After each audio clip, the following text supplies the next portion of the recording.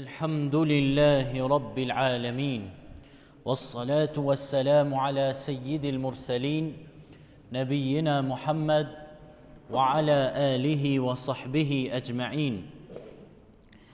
Të gjitha falënderimet, lavdërimet, përuljet, adhurimet janë për Allahun, krijuesin ton, kurse salavatet, selamet, përshëndetjet më të mira, më të përzemërta për Muhammedin sallallahu alaihi wasallam.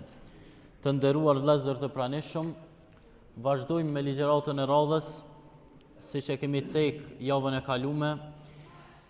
Kemi filluar një grup ligjëratash të reja me titull Njerëzit që i do Allahu i madhnueshëm. Synim i gjithë secilit prej neve do të duhej të ishte me fitu dashninë e Zotit madhnueshëm, dashninë e Allahut.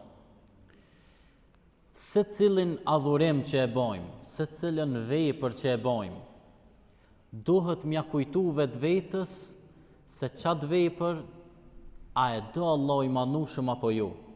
Edhe çdo vepër të mirë që e bojmë duhet me mendu dhe me aktivizu njetin se qatë vepër jena të bojmë për me kënaqë Zotin e madhnueshëm.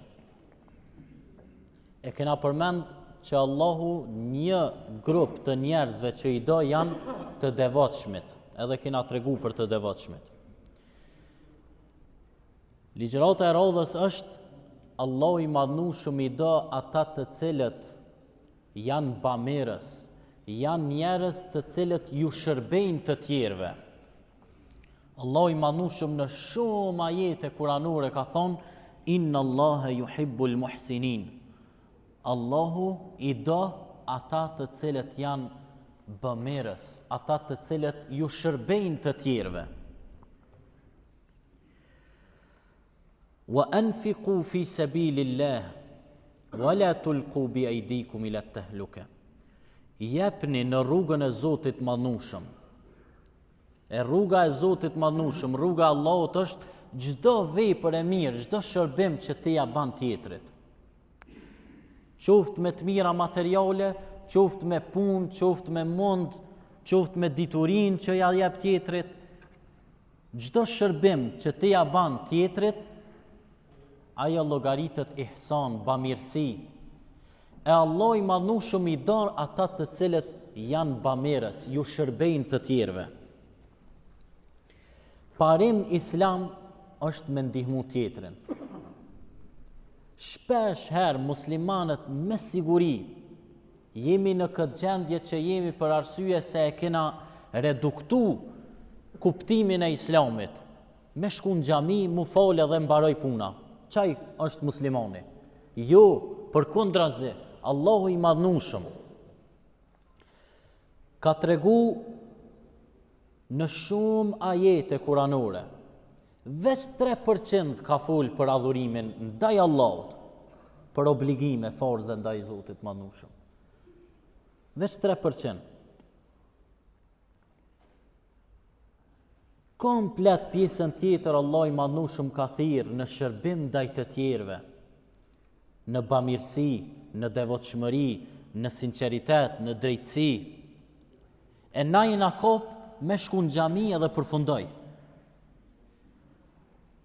Allah i madhnueshëm kur ka thonë Kur'an, nuk i kam kriju gjinet dhe njerëzit përveç që të më adhurojmë, që me adhuru Zotin e madhnueshëm. Na kena orë në dynjë me adhuru Allahun.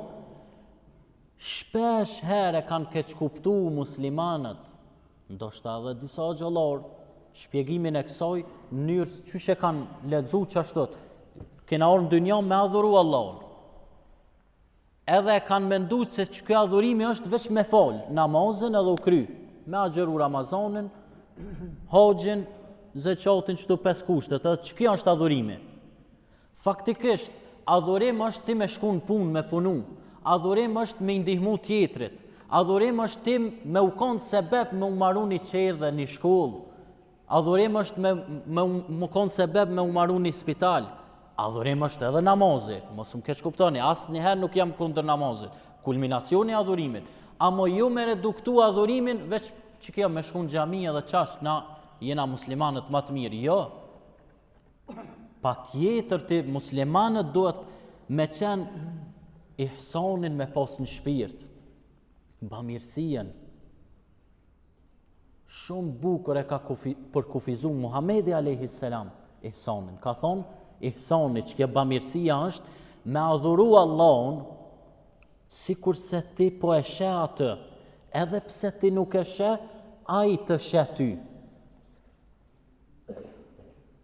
Ti adhuron në atë formë si kur jetë e po ju vetëm kaq, po e aktivizon vëmendjen tonë që çdo moment Allahu i manushëm mu është të po.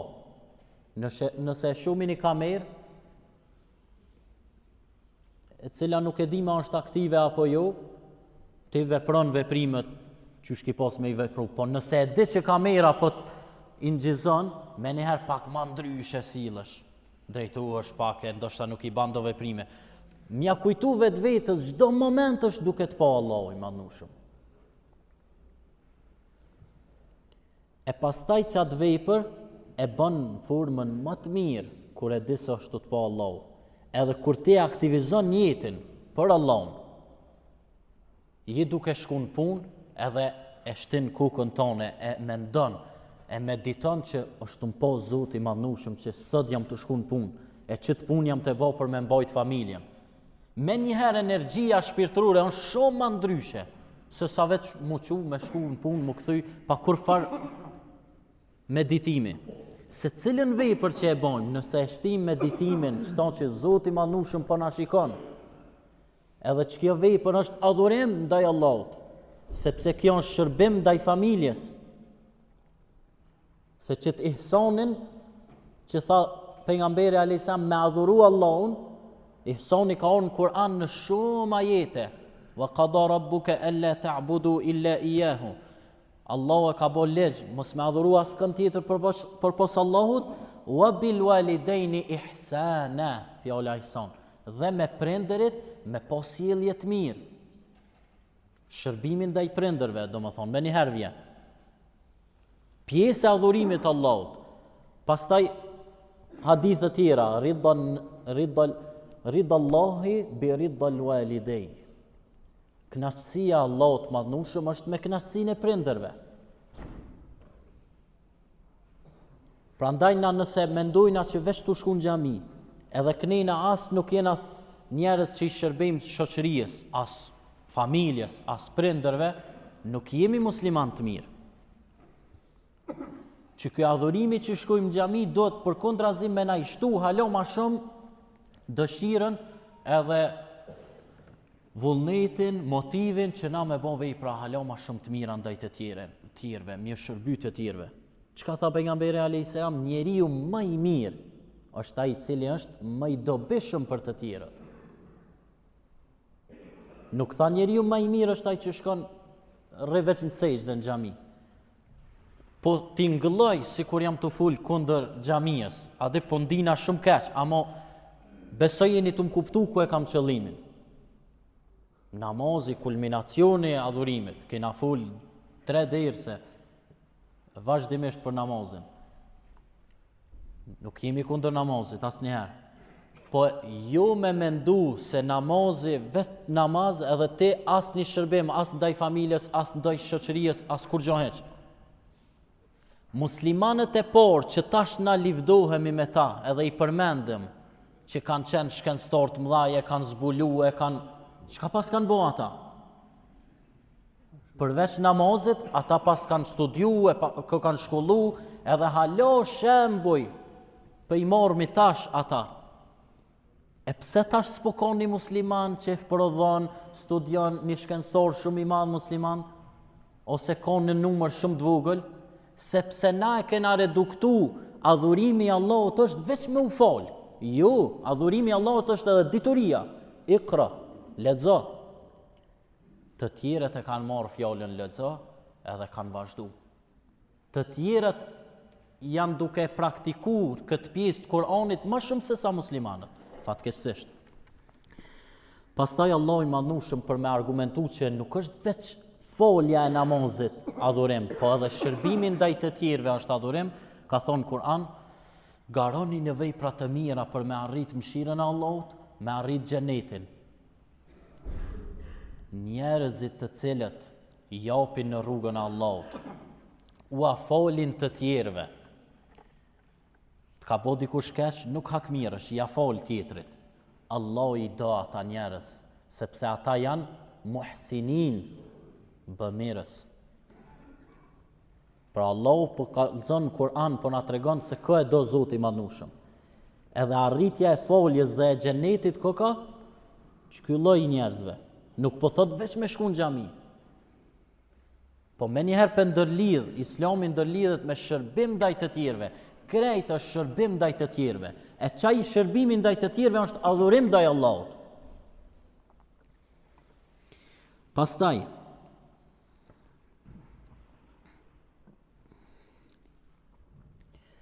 فآتاهم الله ثواب الدنيا وحسن ثواب الآخرة والله يحب المحسنين.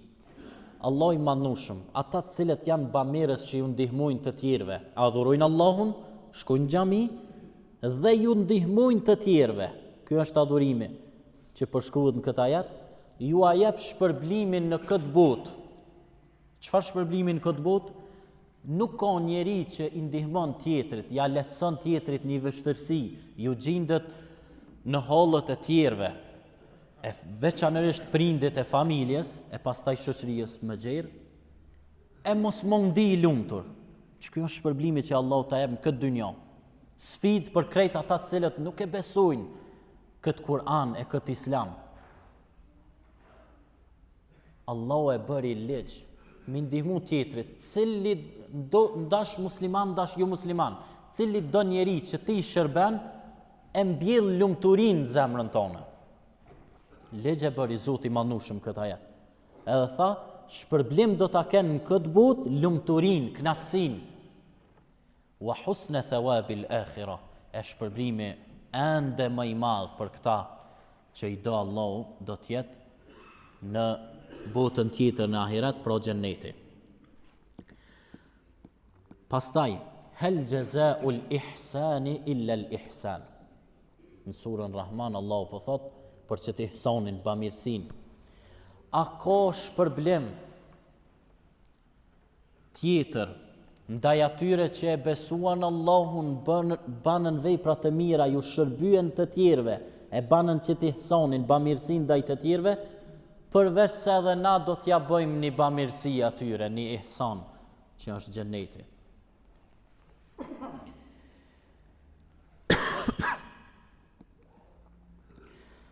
Pastaj në shumë ajete, wa wassajna al-insana biwalidayni ihsana, wa wassajna al-insana biwalidayni husna, në ajete tjera. E kena porosit insanin, njeriun, që të jetë bëmirës, që të jetë shërbëtor ndaj prindërve të tij, të mundohet të kujdeset për prindërit e tij. E Islami, nëse analizojmë, komplet është ihsan, bamirësi ndaj tjetrit. Prej vetvetes, duke adhuruar Allahun e Madhnushëm, i ban ihsan vetvetes tonë. Pastaj duke ju shërby të tjerëve. Çdo njeriu pa dallim feje. Pejgamberi alayhi salam u kujdes për atë gruan jahudike.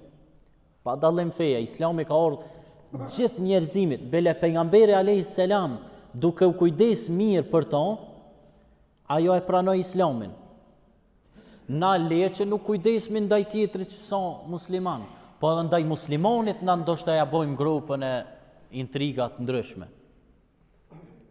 Pastaj, Islami nëse analizojmë, edhe ndaj shtozve, ndaj kafshëve, ka pas bëmirësi, sjellje të mirë, shërbim të mirë. Çka na mësoi Islami? Ajo gruaja e cila nuk ishte e ndershme, po i shërbeu një qeni të etur shumë në një transmetim një maceje, e fitoi xhenetin. Thelbi po na intereson. Një kafshës i ka shërby, sepse ka qenë në gjendje shumë të rëndë, e pas ka fitu xhenetin. Ky mësim Islam na jep me kuptu që edhe ndaj kafshëve njeriu muslimani i vërtet duhet të ketë sjellje të mirë. E mos me hy ma thellë në jurisprudencën islame që edhe se si duhet me prej kafshën, kanë ardhur detaje të caktuara që mos me u lëndu ajo. Para mendo. Pastaj ihsan ka ardhur në Kur'an, në Islam, në fejen tonë, dashur të pastërt të mirë, edhe ndaj ambientit. Mira hadithe, me heq një pengesë nga rruga, është pjesë e besimit.